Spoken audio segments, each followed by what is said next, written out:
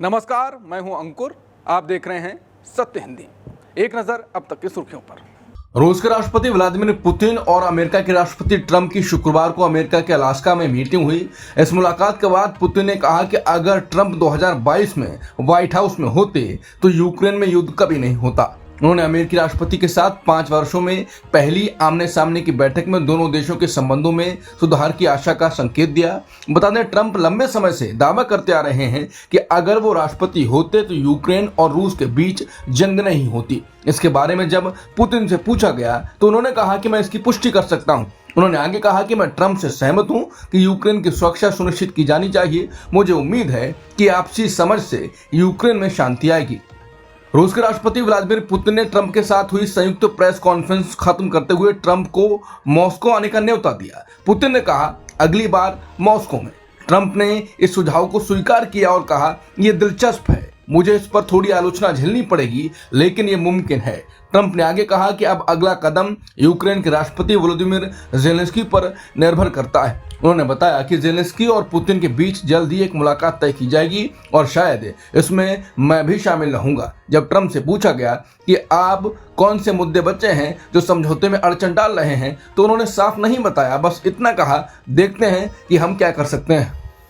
रूस के राष्ट्रपति व्लादिमीर पुतिन ने अमेरिका के राष्ट्रपति ट्रंप के साथ हुई संयुक्त प्रेस कॉन्फ्रेंस के दौरान यूरोप और यूक्रेन को चेतावनी दे दी कि वो वॉशिंगटन के साथ किसी भी पर्दे के पीछे सौदेबाजी में शामिल ना हो, जिससे शांति समझौते की प्रगति को रोकने का प्रयास हो सके।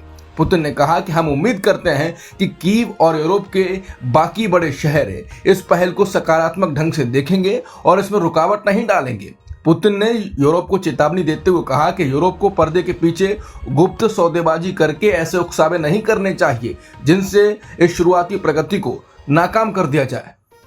ट्रंप ने रूस के राष्ट्रपति व्लादिमीर पुतिन से अलास्का में हुई मुलाकात को 10 में 10 नंबर दिए। उन्होंने बताया कि हमारी मुलाकात बहुत अच्छी रही। अब यूरोपीय भागीदारी के साथ समझौता कराना ज़ेलेंस्की पर निर्भर है।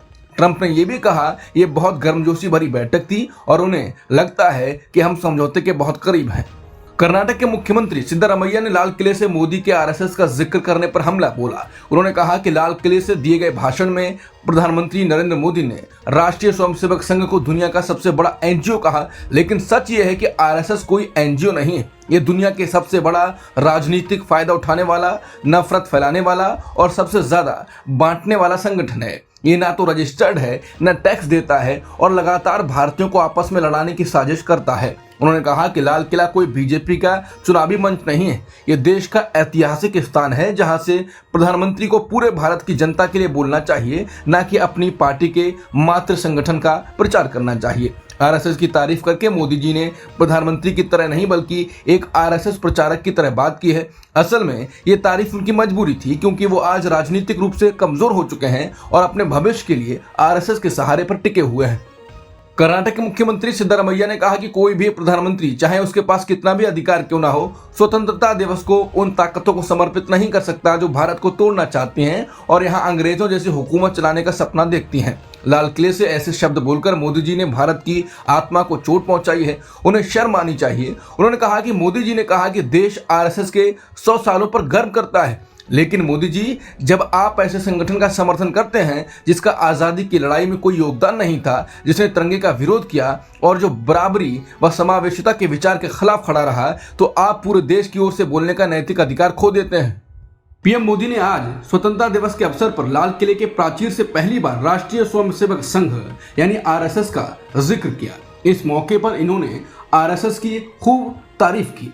पीएम मोदी ने कहा कि आरएसएस का 100 साल का सफर देश समाज के लिए समर्पित है। प्रधानमंत्री मोदी ने अपने संबोधन के दौरान कहा कि आज मैं गर्व के साथ कहना चाहता हूं कि 100 वर्ष पहले एक संगठन आरएसएस का जन्म हुआ। राष्ट्र की सेवा के 100 वर्ष एक गौरवपूर्ण स्वर्णिम अध्याय है। व्यक्ति निर्माण से राष्ट्र निर्माण के संकल्प के साथ मां भारती के कल्याण के उद्देश्य से स्वयं सेवकों ने अपना जीवन हमारी मातृभूमि के कल्याण के लिए समर्पित कर दिया। एक तरह से आरएसएस दुनिया का सबसे बड़ा एनजीओ है। इसका 100 वर्षों का समर्पण का इतिहास है। कांग्रेस नेता जयराम रमेश ने कहा है कि आज पीएम मोदी के भाषण का सबसे चिंताजनक पहलू लाल किले की प्राचीर से आरएसएस का नाम लेना था। जो एक संवैधानिक धर्मनिरपेक्ष गणराज्य की भावना का खुला उल्लंघन है। ये अगले महीने उनके 75वें जन्मदिन से पहले संगठन को खुश करने की एक हताश कोशिश के अलावा और कुछ नहीं है। 4 जून 2024 की घटनाओं के बाद से निर्णायक रूप से कमजोर पड़ चुके प्रधानमंत्री अब पूरी तरह मोहन भागवत की कृपा पर निर्भर हैं, ताकि सितंबर के बाद उनका कार्यकाल का विस्तार हो सके। स्वतंत्रता दिवस जैसे राष्ट्रीय अवसर का व्यक्तिगत और संगठनात्मक लाभ के लिए राजनीतिकरण हमारे लोकतांत्रिक मूल्यों के लिए बेहद हानिकारक है। आज पीएम थके हुए लगे, जल्द ही वो रिटायर भी होंगे।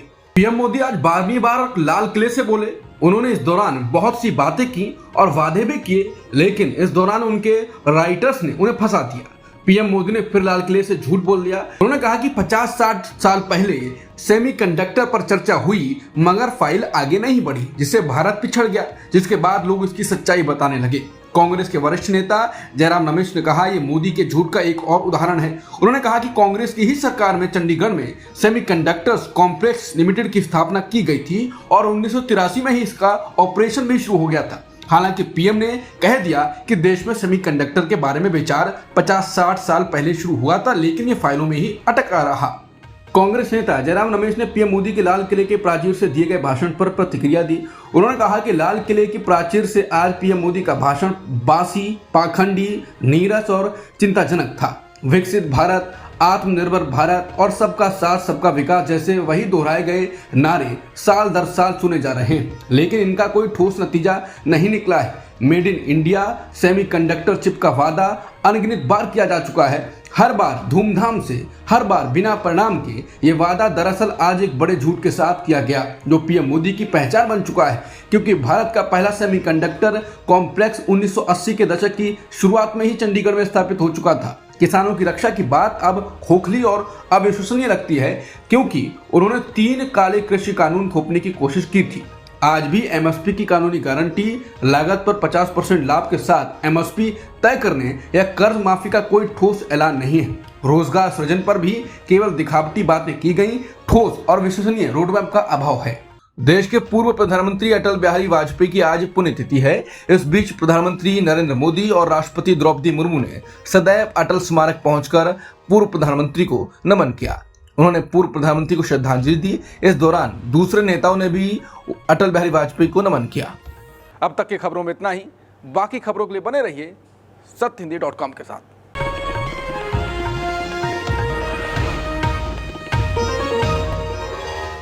Copyright disclaimer under Section 107 of the Copyright Act 1976. Allowance is made for fair use for purposes such as criticism, comment, news reporting, scholarship, and research. Fair use is a use permitted by copyright statute that might otherwise be infringing.